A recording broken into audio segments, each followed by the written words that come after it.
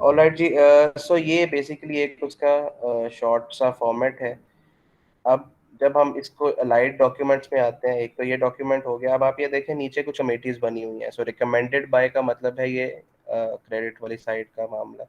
ये प्रपोजल का जो फॉर्मेट है ये बनाया गया है ब्रांच के हवाले से। जैसे अक्सर ब्रांचेज होती हैं, वो किसी ब्रांच से अगर केस फॉरवर्ड किया गया हो। लेकिन जब हम कॉर्पोरेट क्रेडिट की बात करते हैं, जब हम डिपार्टमेंट्स आपने पढ़े थे ना, कंज्यूमर फाइनेंसिंग पढ़ी थी, एसएमई का पढ़ा था, कमर्शियल और कॉर्पोरेट। तो जब हम कॉर्पोरेट की बात करते हैं तो फिर ये सिग्नेचर्स चेंज हो जाते हैं। बट एनी मीन्स प्रोसेस यही है कि कुछ डिपार्टमेंट की तरफ से इसको फॉरवर्ड किया जाएगा या रिकमेंड किया जाएगा।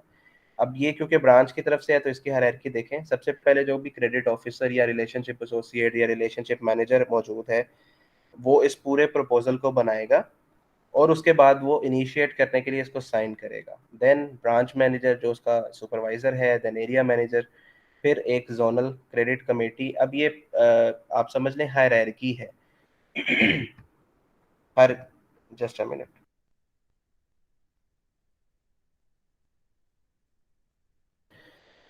हायरार्की से मतलब ये है कि अगर तो एक्सपोजर छोटा है, जिसे हो सकता है कि बैंक ने एक्सपोजर के या क्रेडिट फैसिलिटी के अगेंस्ट लिमिट्स फिक्स की हो।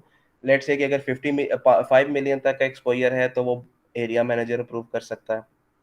लेट्स से 10 मिलियन का है तो वो जोनल मैनेजर कर सकता है। अगर हाँ 50 मिलियन का है तो बोर्ड ऑफ डायरेक्टर्स तक जाएगा। So depending upon the exposure और the limit that the customer is demanding, या जितनी अमाउंट का वो प्रपोजल तैयार हो रहा है, उसके अकॉर्डिंगली यहाँ पे अथॉरिटीज होती हैं।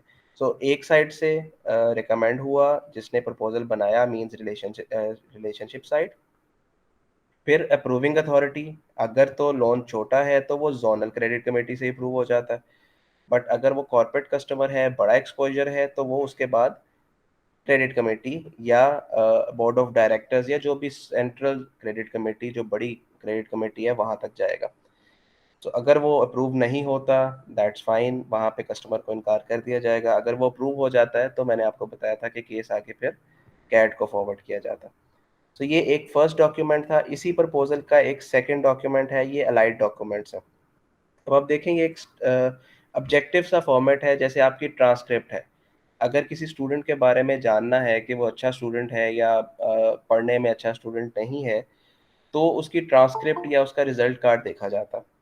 और वो एक ग्लांस के अंदर उसके जीपीए से या उसके सब्जेक्ट के मार्क्स से पता चल जाता है दैट द पर्सन और द स्टूडेंट वो पढ़ने वाला है या नहीं है, या अच्छा स्टूडेंट है या मिसहैप्स हो जाते हैं, होता ना हादसा, अच्छा स्टूडेंट था लेकिन पढ़ नहीं सका। तो अगर ऐसा होगा तो एक दो सब्जेक्ट में उसके मार्क्स कम होंगे, बाकियों में बेहतर होंगे, या एक सेमेस्टर में कम होंगे, बाकियों में बेहतर होंगे। सिमिलरली जब हम क्रेडिट प्रपोजल की बात करते हैं तो उसमें भी डिफरेंट इंडिकेटर्स एक ग्लांस में दिखाने के लिए, because approving authority they are senior members. Uh, एक तो वो अथॉरिटी है ऑब्वियसली, दूसरा उसमें हो सकता है बोर्ड ऑफ डायरेक्टर्स भी इन्वॉल्व हों। तो वो एक एक लाइन को पढ़ते नहीं है, बल्कि इस किस्म के ऑब्जेक्टिव से फॉर्मेट बनाए जाते हैं जो एक ग्लांस में पता चल जाता है। सो फर्स्ट पेज मैंने आपको बताया जिसमें टोटल फैसिलिटी क्या होगी, उसका मार्कअप क्या होगा, उसका मार्जिन कितना होगा, उसकी सिक्योरिटी क्या होगी, उसकी रीपेमेंट क्या होगी, ये सारा कुछ देखने से पता चल जाएगा। फिर उसका जो सेकंड पेज होगा उसमें एक साइड पे उसके फाइनेंशियल हाइलाइट्स मौजूद है। जैसे उसका पेड अप कैपिटल कितना है, ये 2 साल को कंपेयर किया जाता है, let's say 2021 and 2020। Paid up capital कितना है, रिजर्व्स कितने हैं, नेटवर्थ कितनी है, सेल्स कितने हैं। सो जो मेजर इंपॉर्टेंट पार्ट्स होते हैं बैलेंस शीट और इनकम स्टेटमेंट के, वो यहाँ पे हाईलाइट्स लिख दी जाती हैं। फिर बोरोइंग एंटाइटलमेंट, ये आपने प्रूडेंशियल रेगुलेशन में पढ़ा होगा कि एक कस्टमर कितना एक्सपोजर ले सकता है, एक ग्रुप कितना एक्सपोजर ले सकता है। सो वो भी यहाँ पे मेंशन कर दिया जाता है। फिर बोरोइंग विद अदर बैंक्स की जब हम बात करते हैं तो वो कस्टमर आपके पास तो पहली दफ़ा आया है, लेकिन हो सकता है उसने बाकी बैंक से बोरोइंग की हो। सो किस बैंक से ली है, कौन सी फैसिलिटी ली है, यानी कि रनिंग फाइनेंस लिया है, कैश फाइनेंस लिया है, टर्म फाइनेंस लिया है, एफएपीसी लिया है, जो भी टाइप है वो यहाँ पे लिखी जाती है। देन उसकी लिमिट की बात है, कितनी टोटल लिमिट उसकी अप्रूव्ड है और कितनी आउटस्टैंडिंग है और कितने मार्कअप के ऊपर है। एंड देन क्या वो ऑलरेडी इन फैसिलिटीज़ के अगेंस्ट सिक्योरिटीज़ या एसेट एज अ सिक्योरिटी दे चुका है। ठीक है। सो इस किस्म का ये फॉर्मेट। इसी तरह इसका अगर हम अगले पेज पे जाएं, थर्ड पेज, तो ये उसकी बेसिक इंफॉर्मेशन शीट है जो उसकी बीबीएफएस से मोस्टली ली जाती है। देन फर्दर तो स्प्रेडशीट बनाई जाती है, बैलेंस शीट। अब आप अगर अथॉरिटी उसको पूरा नहीं पढ़ना चाहती, उसमें नोट्स भी हैं, उसमें 5 किस्म की स्टेटमेंट्स होती हैं। You would have known that कि इनकम स्टेटमेंट है, बैलेंस शीट है, changes in cash flow statement है, चेंजेस इन इक्विटी स्टेटमेंट है, और नोट्स टू द अकाउंट्स है। सो बैंक अल हबीब की अगर बात की जाए तो उन्होंने स्पेसिफिक फॉर्मेट बनाया हुआ है। अब वो जो भी रिलेशनशिप मैनेजर होगा जो प्रपोजल प्रिपेयर कर रहा होगा, वो उसकी बैलेंस शीट से सारी फिगर्स लेके इस अपने फॉर्मेट के ऊपर, ये जो फॉर्मेट आपकी स्क्रीन पे शो हो रहा है, इस फॉर्मेट पे उसको मॉडिफाई कर देगा। सो ये एक शीट के अंदर आपको उस पूरी बैलेंस शीट की जो समरी है या उसकी जो इम्पोर्टेंस है या जो इम्पोर्टेंट फिगर्स हैं वो सारी नज़र आ जाएंगी, प्लस कुछ रेशियोज भी कैलकुलेट हुई नज़र आ जाएंगी। जैसे आप यहाँ पे देखें, working capital, current ratio, quick ratio, total date over net worth, receivable turnover, payable turnover. So basically पूरी बैलेंस शीट को समराइज करने के लिए एक पेज के ऊपर ये एक भी एक फॉर्मेट है जो बैंक अल हबीब रिक्वायर करता है, या अथॉरिटी रिक्वायर करती है, अप्रूविंग बॉडी रिक्वायर करती है क्रेडिट ऑफिसर से।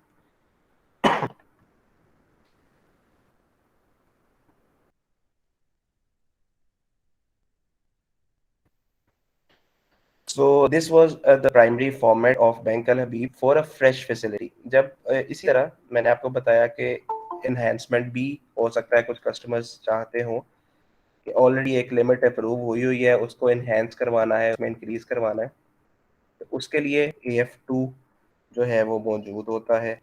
AF2 का फॉर्मेट ये आपके सामने है। मैं इसके ऊपर ज़्यादा फोकस इसलिए नहीं कर रहा क्योंकि ये हर बैंक का एक सेपरेट फॉर्मेट है। सो आप जिस भी बैंक में जाएंगे, आपको शायद ये फॉर्मेट हेल्प ना करे, वहाँ पे एक डिफरेंट किस्म का फॉर्मेट हो, बट बाय एंड लार्ज तकरीबन यही चीज़ें होंगी जो आपको किसी ना किसी फॉर्मेट पे फीड करनी होगी। अब ये देखें, AF2 का मतलब है एनहेंसमेंट, या आप किसी फैसिलिटी में चेंज करना चाह रहे हैं, उसको ज़्यादा करना चाह रहे हैं या उसको कम करना चाह रहे हैं। तो ये उसकी बेसिक डिटेल्स हैं, कस्टमर कौन है, मेन पर्सन कौन है, नेचर क्या है, अकाउंट नंबर क्या है, ग्रुप का नाम क्या है, अकाउंट कब ओपन हुआ था, सेक्टर क्या है। तो ये सारी उसकी बेसिक डिटेल्स हैं। फिर यहाँ पे लिखा जा रहा है कि वो कस्टमर क्या रिक्वेस्ट कर रहा है। जैसे यहाँ पे लिखा हुआ है प्रेजेंट रिक्वेस्ट और पर्पस। लेट्स से मैं लिखता हूँ that the customer wants to increase its running finance limit from 100 million to 150 million, that is an increase of 50 million to meet its working capital requirement. तो ये उसका purpose हो गया कि कस्टमर हमसे क्या रिक्वेस्ट कर रहा है कि 100 मिलियन उसकी ऑलरेडी लिमिट है और 150 मिलियन पे वो लेके जाना चाह रहा है, ताकि वो अपनी वर्किंग कैपिटल नीड्स को फुलफिल कर सके। फिर उस फैसिलिटी के अगेंस्ट मार्कअप क्या प्रपोज किया जा रहा है वो यहाँ पे लिखा जाता है। अब ये फॉर्मेट बहुत स्लाइटली सा चेंज है फ्रेश फैसिलिटी से, कि ये फैसिलिटीज देखें यहाँ पे लिखी हुई हैं, वहाँ पे जीरो आ रही थी क्योंकि वो फ्रेश कस्टमर था। यहाँ पे बहुत सी फैसिलिटीज ऑलरेडी लिखी हुई हैं, ये चेंज भी हो सकती हैं जो भी कस्टमर अवेल कर रहा है। लेट्स से इसमें कस्टमर सिर्फ रनिंग फाइनेंस अवेल कर रहा है तो बाकी डिलीट हो जाएंगी। अब एग्जिस्टिंग लिमिट क्या है, 100 मिलियन। इंक्रीज कितना करना चाह रहा है, 50 मिलियन। प्रपोज्ड कितनी हो जाएगी, सो 100 + 50 दैट मीन्स 150 मिलियन। मार्जिन वही है जो पहले था। आउटस्टैंडिंग, अब क्योंकि कस्टमर अवेल कर रहा है, कस्टमर ने ऑलरेडी 100 मिलियन की लिमिट ली है, तो उसमें से हो सकता है आउटस्टैंडिंग भी हो, सो वो आउटस्टैंडिंग यहाँ पे आ जाएगी। अब मार्कअप उसका क्या है वो यहाँ पे आ जाएगा। एक्सपायरी मीन्स के कस्टमर को आप वो फैसिलिटी कितनी देर के लिए दे रहे हैं, 1 साल के लिए दे रहे हैं, 6 माह के लिए दी है, या जितनी भी टाइम के लिए दी है उसके अकॉर्डिंगली यहाँ पे डेट आ जाएगी। एंड लास्ट में जो ABC लिखा हुआ है, इसमें जो पूरी सिक्योरिटीज़ हैं, क्योंकि वो ये कॉलम छोटा होता है या ये कॉलम में इतने क्वेश्चन मौजूद नहीं होता कि आप पूरी पूरी लाइन जो है वो लिख सकें, तो इसमें नोट दे दिया जाता है। जैसे ये नोट A दिया हुआ है। अब ये नोट A नीचे एक्सप्लेन किया हुआ है। एग्जिस्टिंग सिक्योरिटी क्या है, लेट से यहाँ पे ए में लिखा हुआ था hypothecation charge of ₹100 million on stocks. तो जहाँ जब हम इस फैसिलिटी के अगेंस्ट जाएंगे, रनिंग फाइनेंस के अगेंस्ट, तो हमें ए सिक्योरिटी मिलेगी और ए एक्सप्लेन की गई है। Similarly B C D E and additional security अगर आप प्रपोज कर रहे हैं तो F लिख के एक नई सिक्योरिटी भी प्रपोज कर सकते हैं, दैट कस्टमर जो है उसकी एसेट्स में इतना मार्जिन अब नहीं बचा कि वो मज़ीद लोन ले सके, तो वो एक नई सिक्योरिटी या नया एसेट आपको एज अ सिक्योरिटी देगा, तो आप उसको मजीद लोन अप्रूव करके देंगे। ठीक है, तो ये एडिशनल सिक्योरिटी अगर कोई आनी है तो वो यहाँ पे लिखी जाती है।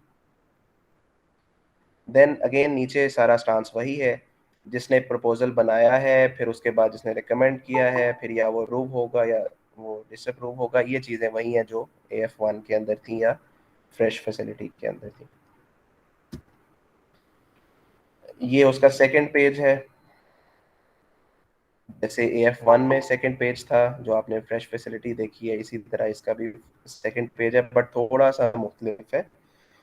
इसमें इंपोर्ट एक्सपोर्ट पूछी गई है, दैट मीन्स बिजनेस रेसिप्रोसिटी, कि कस्टमर ने आपके साथ कितना बिजनेस किया, एक्सपोर्ट की है, इंपोर्ट की है, लोकल की है या फॉरेन की है। सो अगर कोई की है तो वो ठीक है, अगर नहीं की है तो यहाँ पे जीरो आ जाए।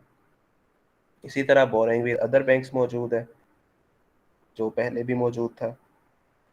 बोरिंग एंटाइटलमेंट स्टेट बैंक के मुताबिक जो भी कुशन है ये यहाँ पे आ जाता है। फिर over dues, over dues ECIB से पता चलते हैं, तो किस फैसिलिटी के कितने ओवर ड्यूज थे ये यहाँ पे लिखा जाएगा।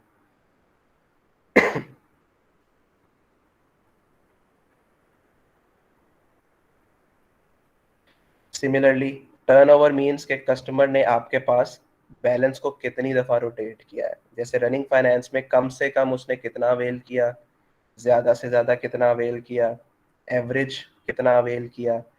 टर्नओवर से मतलब है कि कस्टमर ने अवेल किया, रनिंग फाइनेंस लिया, फिर उसको पे कर दिया, फिर से अवेल किया, फिर से पे कर दिया। सो जो दोनों को जब आप ऐड करते हैं तो ये उसका टर्नओवर बन जाता है। ये डेबिट टर्नओवर है। डेबिट टर्नओवर का मतलब उसने आपका पैसा यूज़ किया। क्रेडिट टर्नओवर का मतलब उसने अपना पैसा यूज किया, कि उसने अपना पैसा एडिशनल आपके अकाउंट में रखवाया था। सो एनी हाउ ये सारी वो चीज़ें हैं जो अप्रूविंग अथॉरिटी साथ साथ रिक्वायर करती है।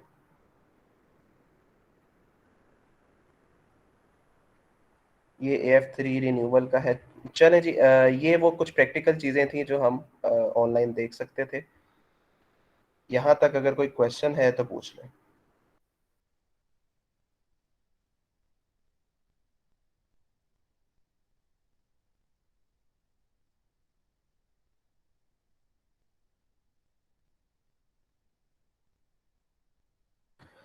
ओके जी, कोई क्वेश्चन नहीं है तो फिर हम आगे फैसिलिटीज पे आते हैं जहाँ से लास्ट क्लास छोड़ी थी।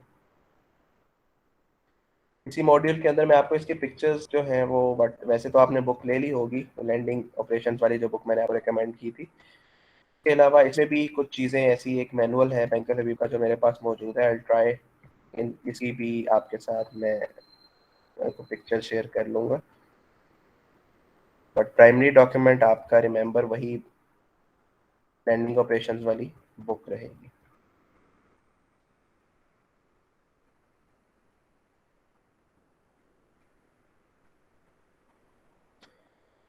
सो देयर आर द फैसिलिटीज। इसमें से रनिंग फाइनेंस पढ़ लिया था, उसको दोबारा से ब्रीफ कर लें। रनिंग फाइनेंस क्या है? It's the working capital advance allowed to customer against acceptable securities. तो इसका जो पर्पस है वो पर्पस वर्किंग कैपिटल नीड्स को पूरा करना। वर्किंग कैपिटल नीड्स से मतलब ये है कि डे टू डे जो भी रिक्वायरमेंट्स होती हैं, जैसे टेक्सटाइल के लिए एक कॉटन बेल खरीदना है, या रॉ मटेरियल उसका कलर्स हैं, या डाइंग का कोई सामान है, सो वो वर्किंग कैपिटल के लिए रनिंग फाइनेंस दिया जाता है। कैश फाइनेंस आपको मैंने बताया था, ये सीजनल कमोडिटीज के लिए होता है। उसके बाद आई थिंक हमने FAPC पढ़ा था, सॉरी FATR पढ़ा था, फाइनेंस अगेंस्ट ट्रस्ट रिसीट, जिसका मतलब था कि कस्टमर अगर कोई चीज़ इंपोर्ट करता है, जैसे लेटर ऑफ क्रेडिट ओपन करता है, तो लेटर ऑफ क्रेडिट के अगेंस्ट जब भी कोई चीज़, मशीनरी है या जो भी चीज़ इंपोर्ट की गई है, वो जब आ जाती है, इसका मतलब है अब इम्पोर्टर ने उसके डॉक्यूमेंट्स के अगेंस्ट पेमेंट करनी है। अगर वो पेमेंट कस्टमर के पास नहीं है, या ऑलरेडी अरेंजमेंट यही था कि जब भी डॉक्यूमेंट्स आएंगे तो पेमेंट बैंक करेगा, तो फिर बैंक ये फैसिलिटी कस्टमर को देता है, जिसे हम फाइनेंस अगेंस्ट ट्रस्ट रिसीट कहते हैं, जिसमें लेटर ऑफ क्रेडिट ओपन हुआ, एक सर्टेन टाइम तक लेटर ऑफ क्रेडिट की फैसिलिटी आउटस्टैंड रही कस्टमर की, और फिर उसके बाद जब डॉक्यूमेंट्स आ गए या शिपमेंट आ गई, अब उसकी पेमेंट होनी है, और वो पेमेंट कस्टमर या इम्पोर्टर नहीं दे रहा बल्कि बैंक को करनी है, तो बैंक ऐसी सूरत में लेटर ऑफ क्रेडिट को ख़त्म करता है, लेटर ऑफ क्रेडिट की फैसिलिटी को ख़त्म करता है और एफ की फैसिलिटी अलाउ कर देता है, जो कि एक फंडेड फैसिलिटी है। रिमेंबर, लेटर ऑफ क्रेडिट एक नॉन फंडेड फैसिलिटी थी, एफ एक फंडेड फैसिलिटी है कि जो पैसे इम्पोर्टर ने देने थे अब वो इम्पोर्टर नहीं दे रहा, तो बैंक ने इम्पोर्टर के बिहाफ पे बेनिफिशियरी बैंक को या एक्सपोर्टर को वो पेमेंट कर दी है। अब क्योंकि बैंक ने वो पेमेंट कर दी है तो बैंक ने रिसीव तो करनी है, तो उसको एज अ लोन कस्टमर के अकाउंट में शो किया जाएगा और फैसिलिटी जो हम उसको कह रहे हैं या जो देंगे that will be called as finance against trust receipt.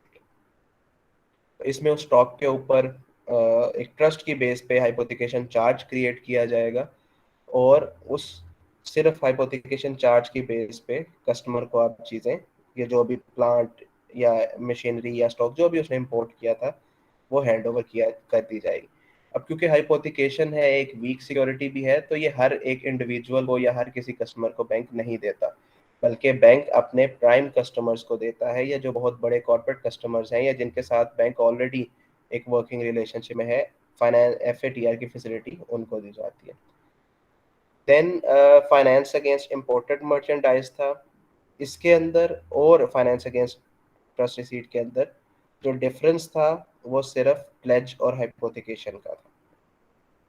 So, अगर जो स्टॉक इंपोर्ट किया गया है, अगर वो स्टॉक के ऊपर हाइपोथिकेशन चार्ज क्रिएट किया गया तो हम उसको एफ कहते हैं।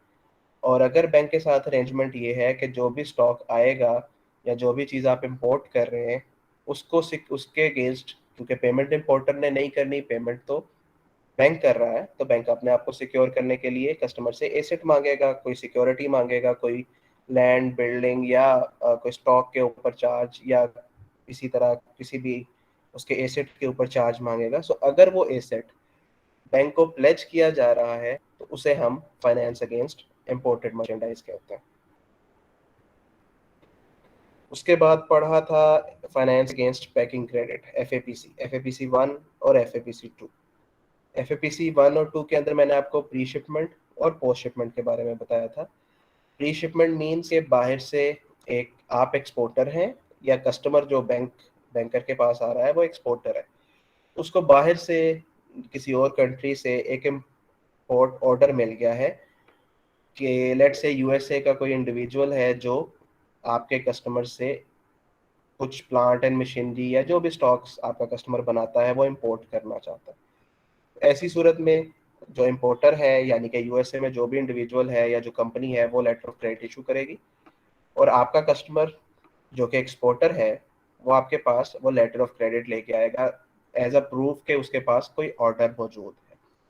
अब अगर तो ऑर्डर बनाने के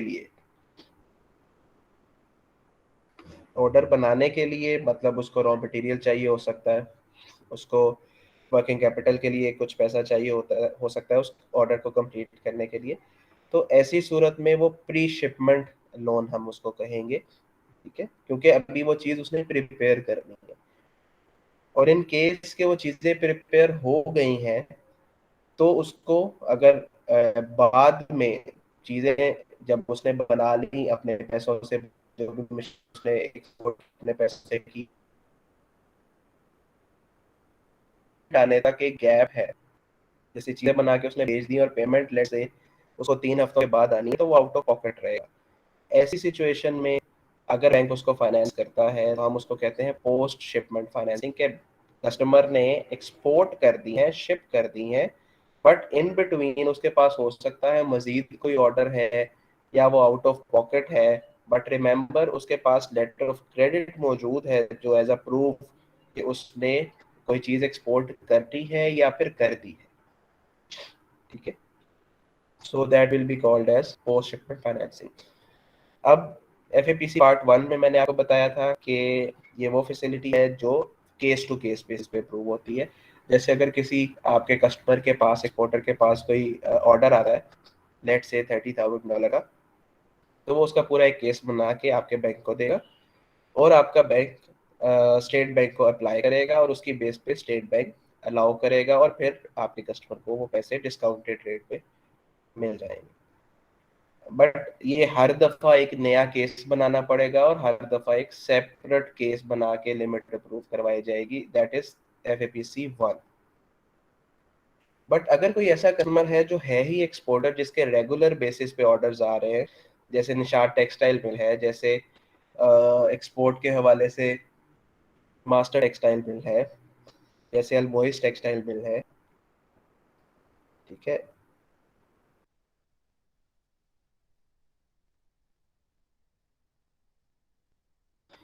इसी तरह अगर कोई और एक्सपोर्ट के हवाले से कोई भी कंपनी है, तो वो केस टू केस बेसिस पे अगर ये अप्लाई करते रहेंगे, that might delay their shipments. कि वो केस अप्लाई करें बैंक को, फिर बैंक प्रोसेसिंग टाइम लेगा, फिर स्टेट बैंक जो है वो प्रोसेसिंग टाइम लेगा, so it might delay their shipment और ऑर्डर कैंसिल भी हो सकता है। सो ऐसी सूरत में जिनकी रेगुलर शिपमेंट्स हैं वो पोस्ट सॉरी ये फाइनेंस अगेंस्ट पैकिंग क्रेडिट 2 या FABC Part 2 जो है वो अवेल करता है। इसके अंडर स्टेट बैंक एक सर्टेन लिमिट जो है वो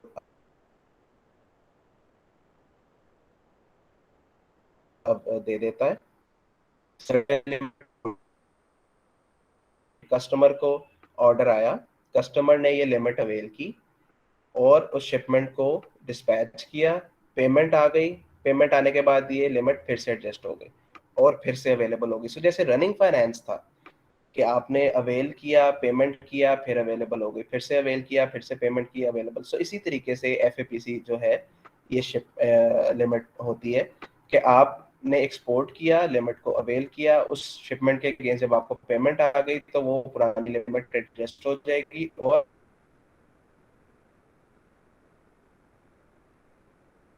नए ऑर्डर के लिए लिमिट आपको फिर से अवेलेबल हो जाएगी। FAPC Part 2 होता है, बट होती है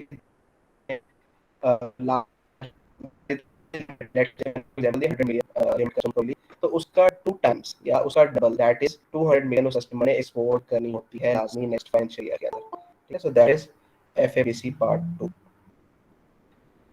मूविंग फॉरवर्ड, ये FAPC 1 ऑन को छोड़ दें, ये बैंक अपने आप से देता है। FAPC Part 1 और 2 जो है ये स्टेट बैंक देता है और अगर चाहे अपनी मर्जी से खुद एक्सपोर्टर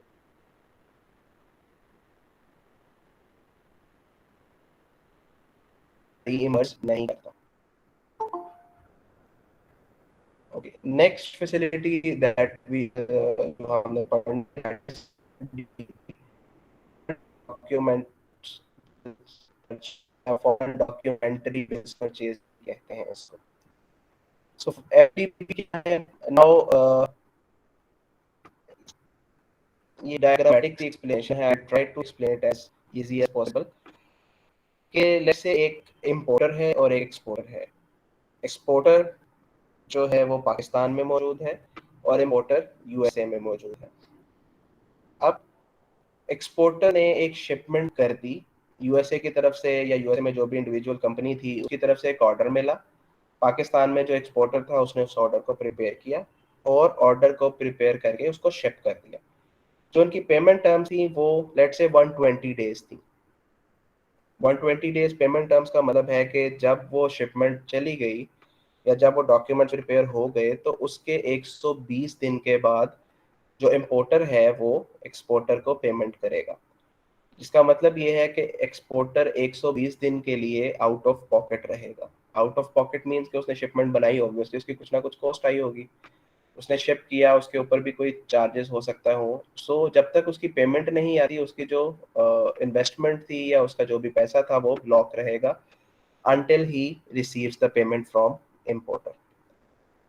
तो इन बिटवीन अगर उसको कोई ज़रूरत पड़ जाती है, लेट से 30 डेज गुजर गए, 120 डेज टोटल टाइम है और 30 डेज गुजर गए, अभी 90 डेज स्टिल रिमेनिंग है उसकी पेमेंट आने में, and he gets out of pocket, he needs an amount for preparing some other order. तो ऐसी सूरत में वो बैंक के पास जाके उस बिल को डिस्काउंट करवा सकता है।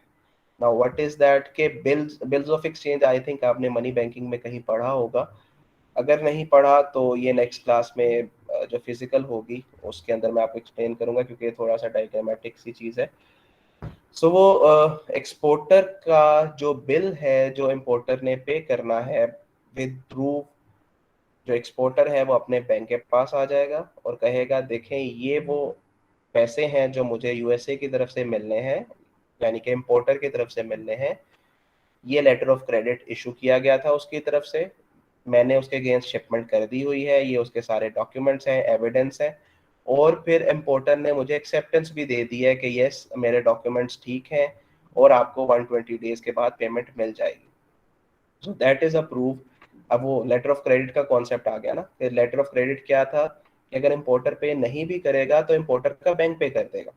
तो एक्सपोर्टर इस हवाले से सेफ है कि अगर इम्पोर्टर ने डिफॉल्ट कर भी दिया तो यूएसए का जो बैंक यानी कि जो इशूइंग बैंक था, जो ओपनिंग बैंक था जिसने लेटर ऑफ क्रेडिट ओपन किया था, वो तो पेमेंट करेगा ही करेगा। इसी बेस के ऊपर एक्सपोर्टर अपने बैंक के पास यानी कि एक्सपोर्टर बैंक के पास जाके उस बिल को डिस्काउंट करवा लेता है। वो डिस्काउंट क्या है कि जो पेमेंट उसको 120 डेज के बाद मिलनी थी, एक्सपोर्टर बैंक को कहता है कि वो पेमेंट आप मुझे आज ही दे दें, ठीक है। और आफ्टर 120 डेज जब वो पेमेंट इंपोर्टर करेगा तो वो पेमेंट डायरेक्टली बैंक यानी कि जिस बैंक ने एक्सपोर्टर को पैसे दिए हुए हैं, डिस्काउंट किया हुआ है, वो पैसे डायरेक्टली बैंक खुद रख लेगा। तो मैं रिपीट कर रहा हूँ इस प्रोसेस को कि इंपोर्टर ने जो पेमेंट एक्सपोर्टर को करनी थी, एक्सपोर्टर के पास क्योंकि वो आउट ऑफ पॉकेट हो गया है, उसके पास शॉर्ट फंड शॉर्ट है, तो वो उसी बिल को लेके बैंक के पास चला जाता है और बैंक को कहता है इस बिल को डिस्काउंट कर दें। डिस्काउंट करने से मतलब क्या है कि जो पेमेंट मुझे 120 दिन के बाद मिलनी है वो पेमेंट आप मुझे आज ही करें, और जब इम्पोर्टर वो पेमेंट 120 दिन के बाद करेगा तो वो पेमेंट डायरेक्टली बैंक रख लेगा, ठीक है। तो इसको हम कहते हैं बिल्स, डॉक्यूमेंट्री बिल्स परचेज्ड या डॉक्यूमेंट्री बिल्स डिस्काउंटेड, ठीक है। अब यहाँ पे क्वेश्चन ये राइज होता है कि जो भी बैंक है तो एक्सपोर्टर का बैंक है जिसको पेमेंट तो 120 दिन के बाद मिलनी है और वो एक्सपोर्टर को पेमेंट कर रहा है, उसको तो इसका कोई बेसिकली डिस्काउंटिंग मींस के जितने का वो बिल होगा या जितनी पेमेंट इंपोर्टर ने एक्सपोर्टर को करनी होगी, बैंक एक्सपोर्टर को उससे कम पेमेंट करेगा, ठीक है। लेट से वो 100 मिलियन का था, जिसका मतलब है कि इंपोर्टर ने एक्सपोर्टर को 100 मिलियन पे करने थे 120 दिन के बाद, लेकिन एक्सपोर्टर इमीडिएटली बैंक लेने आ गया, तो अब बैंक लेट से 99 मिलियन एक्सपोर्टर को दे रहा है।